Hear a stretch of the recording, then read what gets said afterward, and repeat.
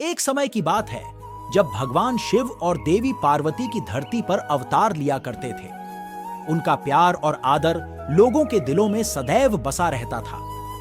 एक दिन महादेव को याद आया कि दक्ष यज्ञ का समय नजदीक आ रहा है। यज्ञ में उन्हें अभिषेक करने का निमंत्रण भेजा गया था। वे प्रसन्न हो गए और यात्रा के लिए निकल पड़े।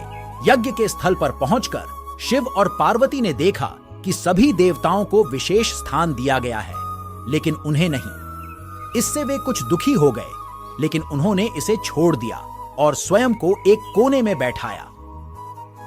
उनकी मन में भावनाओं का आंदोलन था, लेकिन वे अपने आप को संयमित रखने में सक्षम थे। यज्ञ की प्रारंभिक विधियों के बाद दक्ष ने यज्ञ की परंपरा के अनुसार अभिषेक के लिए भगवान विष्णु को बुलाया। विष्णु यज्ञ में अभिषेक करने के लिए तैयार थे, लेकिन एक विशेष कारण से वे यज्ञ स्थल पर नहीं जा सकते थे।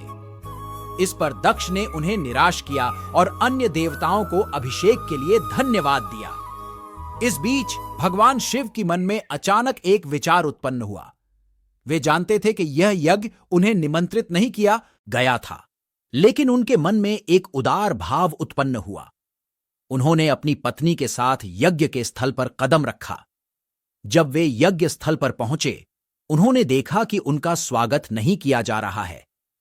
इस पर भगवान शिव की मन में कुछ खिचड़ी हो गई, लेकिन उन्होंने अपनी धारा बनाए रखने का निर्णय लिया।